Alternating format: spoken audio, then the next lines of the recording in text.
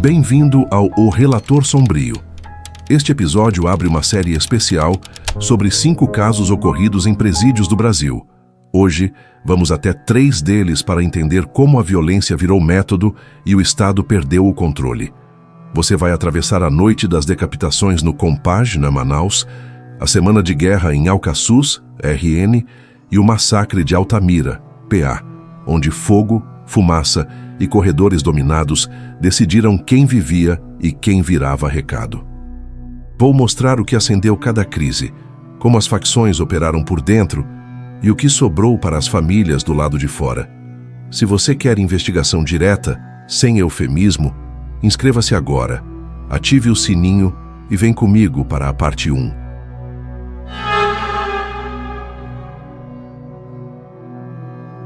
Antes de a primeira sirene cortar o ar quente de Manaus, o presídio já estava em combustão. A guerra entre a FDN e o PCC vinha se acumulando como gás num porão, silenciosa, invisível para quem queria fingir normalidade, explosiva para quem conhecia os códigos. No complexo penitenciário Anísio Jobim, Compage, essa pressão se traduzia em microgestos diários, o olhar que não baixa, o banho de sol atrasado de propósito, o recado sussurrado no pátio, a visita que leva uma mensagem dobrada como se fosse um bilhete qualquer. Por semanas, tudo indicava que a paz era apenas a pausa entre 2 pancadas. Na virada daquele dia, o presídio tinha o cheiro de sempre: suor, cimento, comida azeda e medo. Guardas contavam cabeças como quem conta dívidas. Presos negociavam espaços de dormir, água para lavar o rosto, um lugar menos insuportável perto da janela. A rotina, que para o Estado é planilha, para o crime é estratégia. E naquela noite, a estratégia amadureceu. Alguém deu a ordem, e ordens nesses ambientes não chegam como trombetas.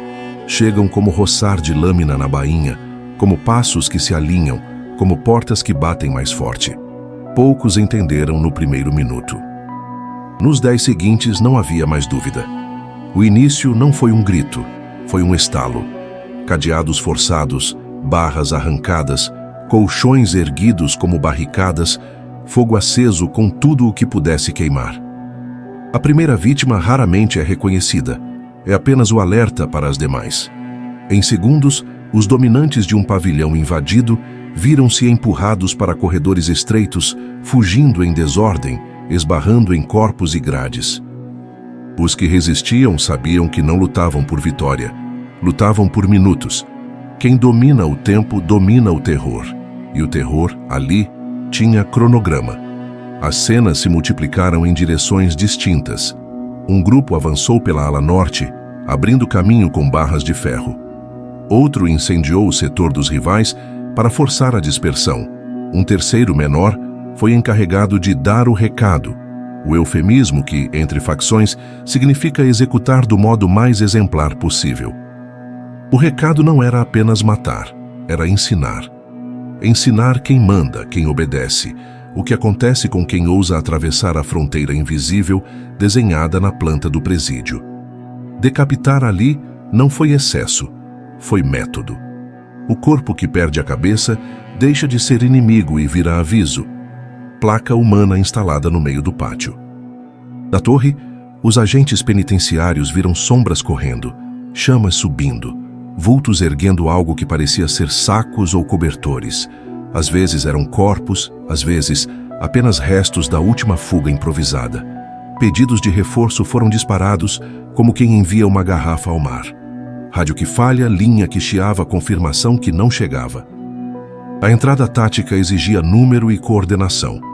O que havia eram poucos homens, menos equipamentos e o conhecimento tácito de que atravessar aqueles portões sem um plano era multiplicar o massacre.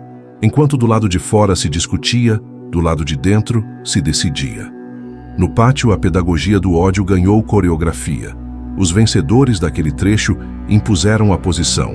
De joelhos, mãos na nuca, rosto no chão, selecionaram líderes e soldados rasos. Líderes não ganhavam o benefício da dúvida. Eram exemplos a serem estraçalhados. Aos rasos, restava assistir e esperar a própria vez. Alguns imploravam, outros Prometiam trocar de lado, invocar parentes, citar crianças e mães. Nada disso pesa quando o que está em jogo é o teatro da dominação. Houve execuções rápidas, golpes secos. Houve também a liturgia cruel que transforma a agressão em espetáculo. Levantar a vítima à força, exibir a lâmina improvisada, fazer do ato um rito. Os gritos não eram apenas dor, eram mensagens. O silêncio que se seguiu mais ainda. Em corredores inalcançáveis, grupos menores disputavam cada vão, cada porta semi-aberta. O fogo, que começou como instrumento de separação, cresceu em parede viva, obrigando os que corriam a escolher entre sufocar ou recuar para o território inimigo. A fumaça faz o resto. Cega, confunde, derruba. Quem conseguiu escalar para áreas superiores foi recebido com barras como lanças. Quem se trancou em celas confiando na proteção do ferro, descobriu que o ferro, quando vira jaula, é aliado do fogo. A sensação dentro daquelas caixas era de deserto. O ar acabou antes do socorro. A resposta oficial chegou em ondas. Viaturas, sirenes, ordens gritadas pelo rádio e pelos megafones. Negociação tateante. Parar agora, entregar líderes, garantir integridade dos rendidos. Palavras que soam ridículas quando a contabilidade do ódio já está em andamento. Os mediadores pediram para ver reféns, receberam em troca silêncio e fumaça. Cada atraso do lado de fora reforçava a convicção do lado de dentro. Dá tempo de ir mais longe.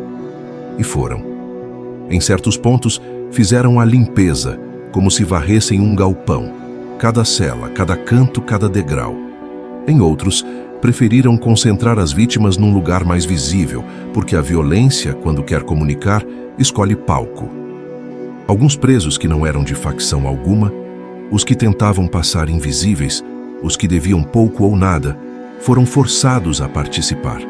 Carregar corpos, arrastar colchões, abrir caminho com portas arrancadas. Tornaram-se cúmplices por coação, testemunhas por condenação. Anos depois, seriam eles os que narrariam com voz quebrada a sequência exata de passos, a temperatura do ar, o gosto de fumaça e ferrugem na boca, o barulho que uma barra de ferro faz quando encontra osso. Esses detalhes não saem. O corpo lembra o que a mente tenta esquecer. Quando a força pública finalmente cruzou o limite de não retorno, entrou pisando na história com botas e escudos. O que se via era pós-batalha. Chão coberto de pedaços de madeira que já foram portas, água misturada a sangue, cinza grudada na pele, olhos arregalados de quem sobreviveu por acaso e de quem sobreviveu por hábito. Alguns agressores ainda tentaram resistir, como animais encurralados que não entendem quando a selva muda.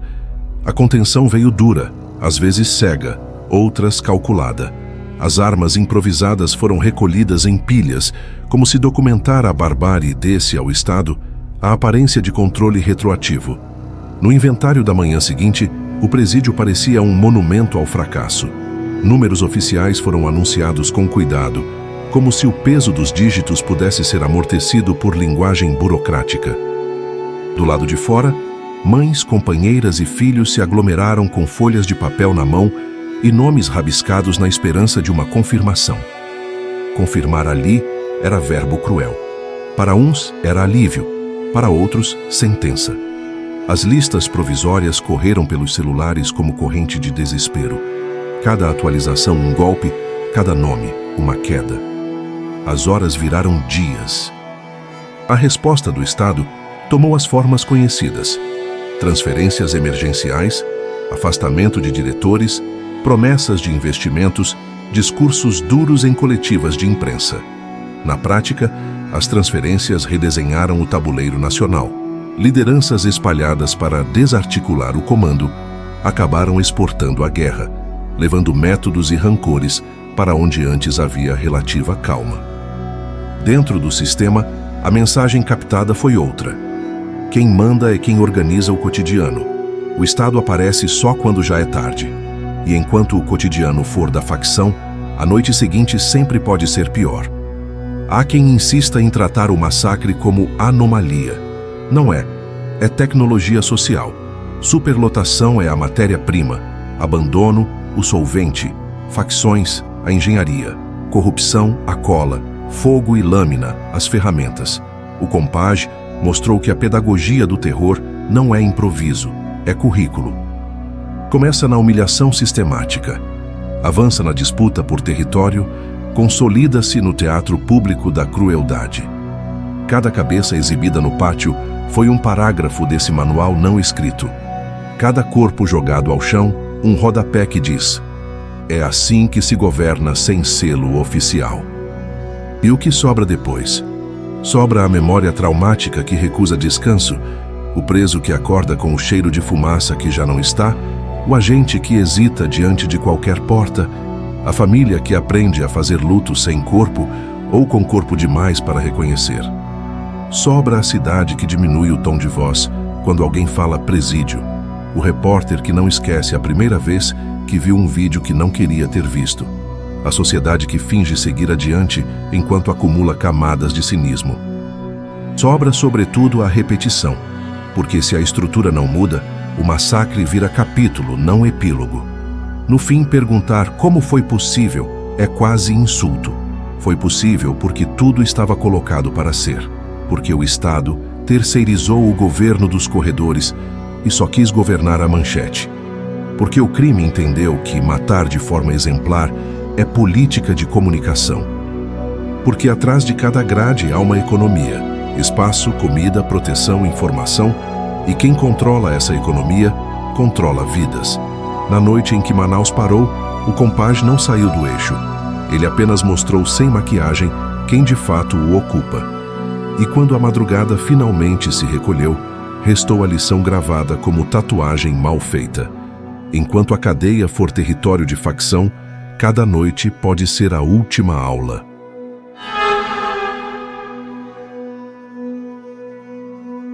Antes do primeiro dia terminar, já estava claro que Alcaçuz não seria apenas uma rebelião.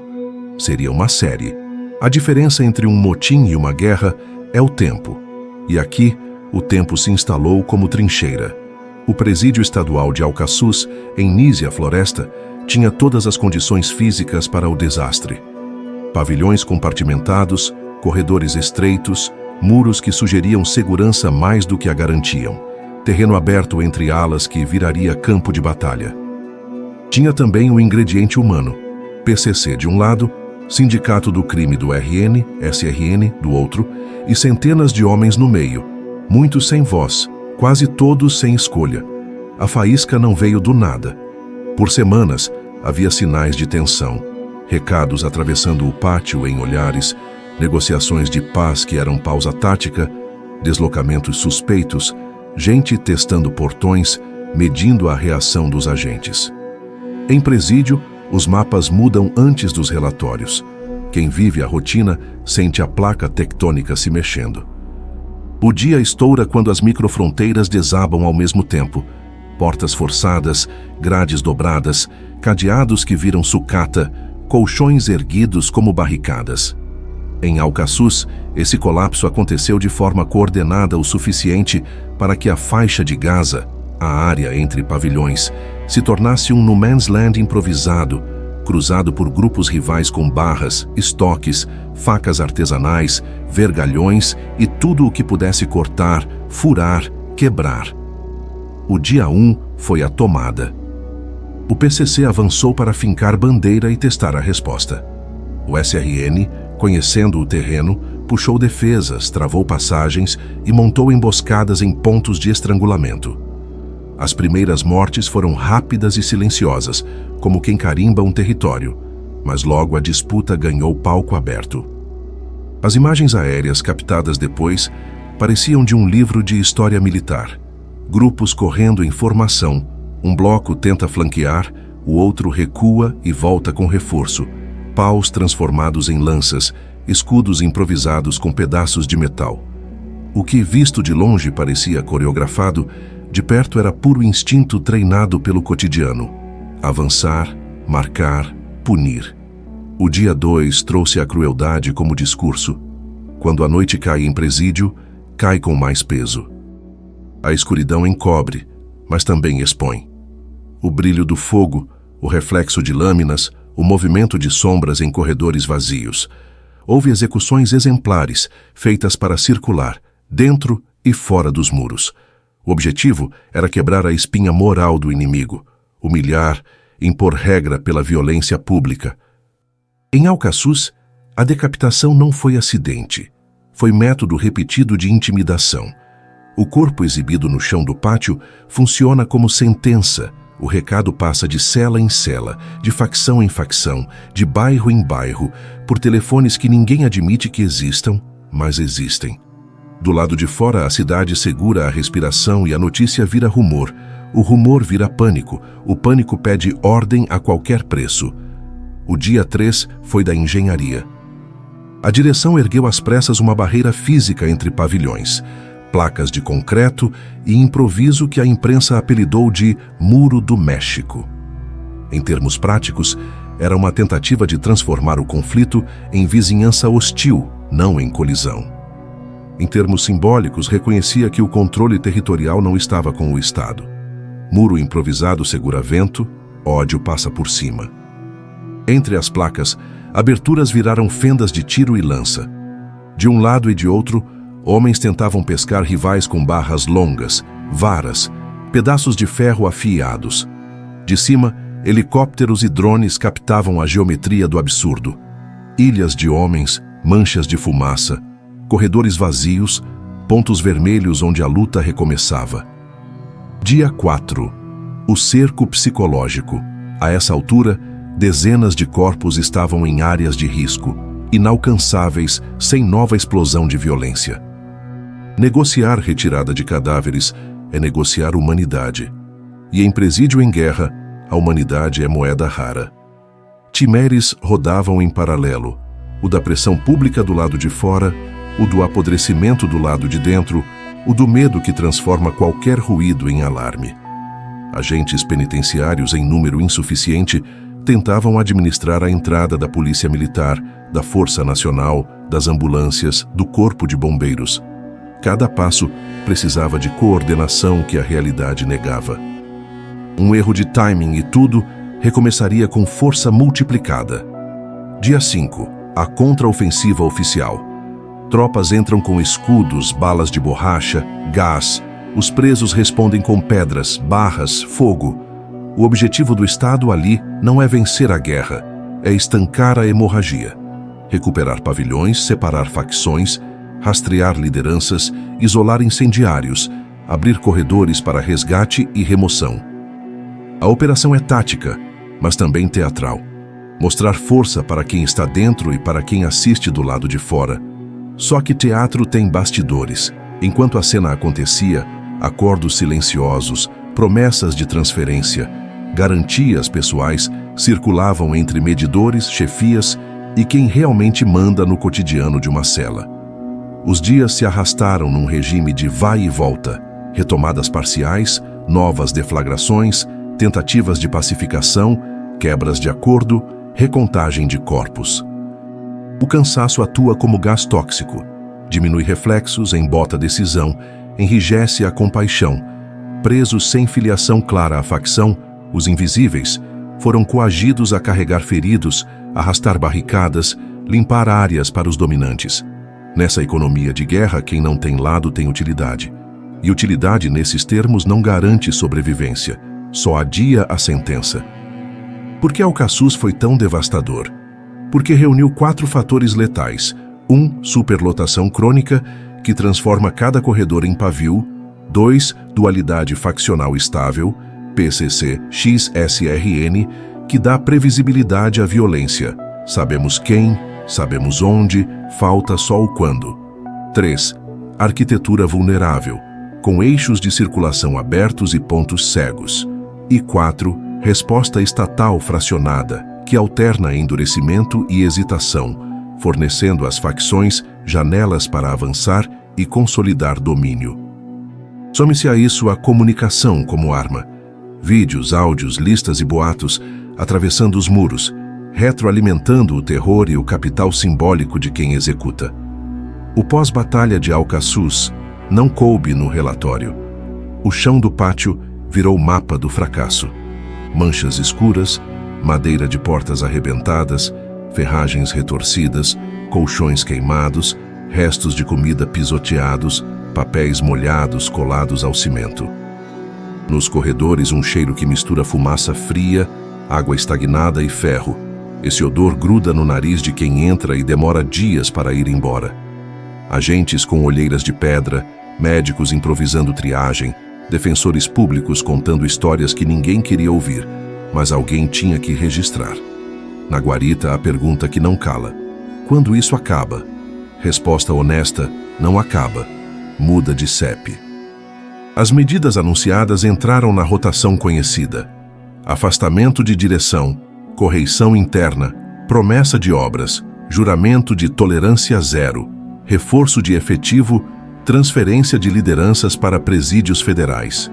Cada uma dessas ações tem o seu lugar. Nenhuma isoladamente resolve a equação. Transferir líder pode desorganizar a cadeia local por um tempo e espalhar a gramática da guerra para outro estado. Obras demoram, licitações travam, obras inacabadas viram metáforas. Reforçar efetivo sem reforçar formação é trocar o peso sobre ombros cansados. Tolerância zero funciona no micro, mas sem política macro vira slogan. Para as famílias, Alcaçuz foi um rito de humilhação. Gente dormindo na calçada em frente a um portão que não abre, com papel sulfite na mão e nomes marcados à caneta. Filas sem garantia de fim, listas provisórias que furam como faca, telefonemas que caem no vazio, promessas de amanhã, ditas por vozes que também não dormem.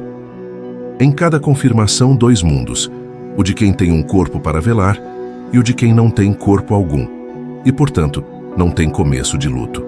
O desaparecimento dentro do Estado é perversão dupla: nega o crime e nega o choro. Para os bairros, o recado veio em vórtice. Enquanto a guerra corria dentro, fora as facções ajustavam contas, reorganizavam bocas, substituíam gerentes, puniam delatores reais ou imaginados. Alcaçuz ensinou, a quem ainda fingia não saber, que presídio não é fora da cidade. É um órgão dela, doente, mas irrigado. Dinheiro, celulares, ordens, medos, tudo circula. Romper um pedaço dessa vascularização exige cirurgia que comece antes da urgência. Inteligência, prevenção, política criminal com metas reais e coragem de mexer em privilégios e pactos espúrios. O que, afinal, faz de Alcaçuz um capítulo e não uma nota de rodapé? A duração, a coreografia e o espelho. A duração mostrou que o Estado tolera, por dias, a suspensão prática do monopólio da força dentro de seu próprio equipamento. A coreografia revelou que as facções não são bando desorganizado. Tem método, logística, objetivos, cadeia de comando, contabilidade de risco. E o espelho nos devolveu uma imagem incômoda, a de um sistema penal que terceiriza o cotidiano, a parte mais importante, e só tenta reassumir o comando na calamidade quando já é tarde, caro e sangrento. Há quem peça solução simples: é só entrar e acabar com tudo. O verbo acabar é confortável e falso. Entrar como? Com quantos? Por quanto tempo? E no dia seguinte, quem opera alimentação, banho de sol, atendimento jurídico, exames médicos, visitas? Quem separa inimigos, mapeia vínculos, evita que a cela 5 vire quartel, que o pavilhão C vire Ministério da Guerra? Acabar é o contrário de governar, é atalhar o abismo. Governar é cotidiano, planilha, gente qualificada, inteligência que antecipa, estrutura que funciona, porta que abre e fecha na hora certa, estímulo e sanção, previsão de consequência real para quem manda matar dentro da cela e para quem lucra fora dela. Alcaçuz termina sem fim. Como toda guerra que não vira museu, ele continua nos corpos de quem viu, nos papéis de quem anotou, nos processos que correm ou dormem, nas matérias que voltam no aniversário redondo. Continua sobretudo na cabeça de quem sobreviveu. O sobrevivente de presídio em guerra não volta ao normal. Carrega ruídos, o estalo que vira alarme, o cheiro que devolve a noite, o grito que invade a manhã. Carrega perguntas: por que eu fiquei? O que eu fiz ou deixei de fazer? Quanto vale a minha vida para quem manda aqui? Carrega também a resposta que ninguém gosta de ouvir. Enquanto a política for remendo e a administração, reação, a próxima semana do terror só espera calendário. Alcaçuz não pediu licença para acontecer. Apenas aproveitou tudo o que estava pronto. Superlotação, rivalidade consolidada, muros que fingem, estado cansado, sociedade que só olha quando sangra muito. O presídio virou sala de aula e deu a lição em voz alta, sem metáfora. Quem controla o cotidiano controla a morte, e quem controla a morte governa o medo. Até que se recupere o cotidiano, o resto é nota oficial. E nota oficial não segura muro nenhum.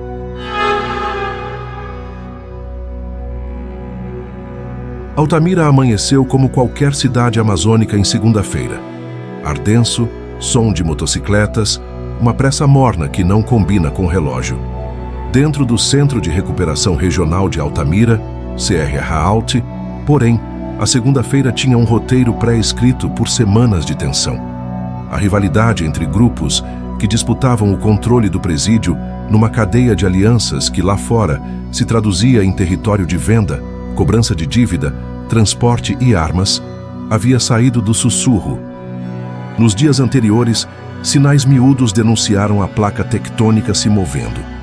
Celas que demoravam a abrir porque faltou chave, banhos de sol encurtados em alas específicas, circulares improvisadas mandando baixar a bola, bilhetes interceptados, silêncio demais em horários barulhentos. Em presídio, a calma repentina é presságio. O CRHALT tinha a da arquitetura perfeita para a catástrofe. Pavilhões compartimentados, ligados por corredores que viram gargalos, celas superlotadas que se transformam em fornos quando o ar some, pátios que servem de palco e de armadilha. Quem domina passagens, controla a guerra. Quem controla fogo, controla o tempo. A sequência do dia deixou isso claro. A primeira quebra ocorreu quando um grupo atravessou a passagem entre alas e neutralizou com rapidez os homens-chave do setor rival. Não foi um estouro desordenado, foi uma operação cronometrada. Enquanto 2 ou 3 cuidavam da contenção de portas e barreiras, outros pegaram os pontos de ligação entre pátio e corredores, para evitar reforço adversário. Em minutos, o tabuleiro estava redesenhado. O fogo veio cedo. Numa cela central, colchões foram empilhados e incendiados com o que havia: papel, tecido, plástico. Fumaça em presídio é arma. Horizontes de concreto não têm para onde ventilar. O ar pesado desce, toma os pulmões, confunde a visão, desorganiza o instinto. O incêndio tinha 2 objetivos. 1. Dividir, criando uma muralha viva que separa atacantes e defensores. 2. Matar sem contato, por asfixia e pânico, enquanto os algozes se ocupavam de outros recados. Enquanto a fumaça engolia corredores, os dominantes do momento cobravam contas nos cantos mais visíveis do pátio. O teatro que transforma a execução em mensagem e mensagem em governo. A brutalidade aqui não foi acidente, foi método. Líderes rivais foram identificados e levados para pontos de exposição. O ato em si cumpria a função dupla: punir e ensinar. Punir porque, no código da cadeia, a afronta tem preço. Ensinar porque o corpo exibido vira cartaz. Em Altamira, a decapitação reapareceu como instrumento de poder simbólico. Um gesto que pretende amputar não só a vida, mas a ideia de liderança do outro lado. As cenas se espalharam por celulares clandestinos, atravessaram muros, viraram áudio, meme, boato, manchete. A pedagogia do terror se alimenta de circulação. Nos corredores, os que tentavam fugir do fogo trombavam com grades fechadas, portas emperradas, corredores já tomados. O calor cresceu, como se alguém aproximasse o teto. A fumaça mais densa virou parede preta. Homens recuaram para o último quadrado de chão respirável, rostos colados às frestas, camisetas molhadas virando filtro improvisado, olhos ardendo. O som de ferro contra ferro, barras arrancadas, cadeados forçados, vergalhões batendo, formou a trilha sonora do colapso.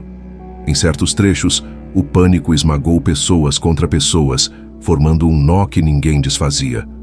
Quem caiu primeiro ficou por baixo. Quem ficou por baixo, calou. Do lado de fora, o protocolo engatou com atraso. Chamadas em cadeia, confirmação de efetivo, deslocamento de reforços, bombeiros acionados, ambulâncias posicionadas, helicóptero em sobrevoo. Cada minuto pesa diferente quando por trás de um muro o oxigênio acaba. Havia dilemas táticos. Entrar sem leitura do quadro poderia multiplicar mortos. Esperar tempo demais era carimbar sentença. Negociadores tentaram contato, prometeram integridade a rendidos, ofereceram transferência de lideranças para evitar o pior. Quem está vencendo não interrompe recado pela metade. E naquela hora, quem dominava o pátio não tinha interesse em encerrar a aula. As cenas que os primeiros grupos de intervenção encontraram eram de pós-batalha em câmera lenta. O chão colado de fuligem, cinza e água. Paredes chamuscadas, grades tortas como ossos deslocados. Objetos derretidos, latas, pedaços de madeira, restos de colchão. Em um ponto, corpos alinhados como se alguém tivesse organizado uma fila de inexistências. Em outro, o silêncio pesado de uma cela que virou câmara de gás improvisada. O cheiro, mistura de plástico queimado, tecido, fumaça fria, suor antigo, grudava na pele e no pensamento. A contagem de mortos não foi simples. Presídio é lugar de listas incertas, cadastro desatualizado, celas com mais gente do que o número oficial, transferências de véspera, internos que mudam de pavilhão por acordo. A primeira cifra circulou tímida, a segunda corrigiu, a terceira consolidou o espanto. 62 mortos, 16 decapitados. Números que na boca de autoridades soam como fatos, na vida de famílias soam como desabamento. Do lado de fora, mães, companheiras, irmãos, filhos encostaram o corpo no portão e esperaram o rito cruel de toda tragédia prisional. A lista. A lista que anda devagar, que troca nomes, que suspende o ar. A lista que confirma, e confirmar vira verbo indecente. O porquê de Altamira cabe numa equação sem poesia.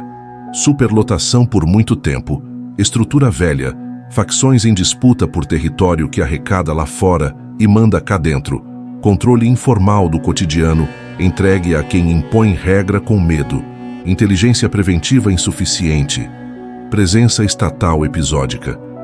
A novidade, se é que existe novidade quando a história se repete, foi o uso calculado do fogo como divisor de fluxo e arma de morte indireta em escala. A fumaça mata quando não há ar e saída. A decapitação domina quando o objetivo é mandar mensagem. O conjunto produz o efeito pretendido: pânico interno, pânico externo, ganho de capital simbólico para quem venceu naquela manhã. A resposta pública seguiu o trilho conhecido. Deslocamento de internos para outras unidades. Despressurizar é o eufemismo. Mudança de direção, anúncio de investigações, visita de autoridades, operação de limpeza, nota oficial prometendo rigor e tolerância zero. Transferir reorganiza o mapa e às vezes espalha o conflito para onde a brasa estava morna. Diretores trocados levam com eles a memória tática de corredores, horários, apelidos e chegam substitutos que aprendem apanhando. Investigações abrem inquéritos, apontam falhas, punem alguns, esbarram em orçamentos, decretos, disputas entre órgãos, rotinas que engolem promessas. Dentro do sistema, Altamira virou marco e manual.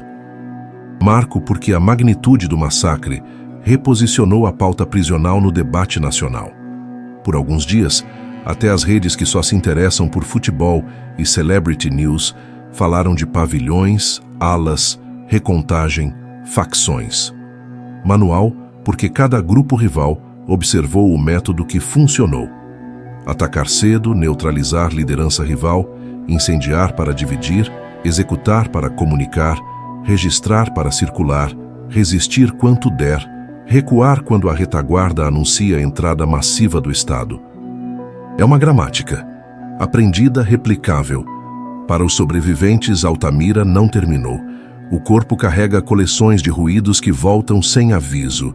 O estalo que transforma a porta batida em alarme. O cheiro de cozinha que lembra fumaça de colchão. O escuro do quarto que vira corredor sem ar. A lembrança do amigo que travou no vão da grade. A culpa também é sobrevivente. Eu empurrei. Eu não puxei. Eu fingi que não vi. Eu tive que carregar. Nada disso aparece na estatística. Tudo isso é a estatística que importa para quem deita e tenta dormir. Para agentes, o luto tem outra cara. Plantão que não passa, imagem colada na retina, cena que não sai do relato, mesmo quando a boca quer falar de outra coisa. E o que fazer com uma tragédia assim? A resposta honesta é chata, cara, lenta. Reduzir superlotação de verdade. Profissionalizar o cotidiano com gente e tecnologia suficientes. Mapear e antecipar conflito com inteligência que conecte cadeia e rua, separar inimigos e manter separados. Cortar as artérias que alimentam celulares, armas, drogas e dinheiro.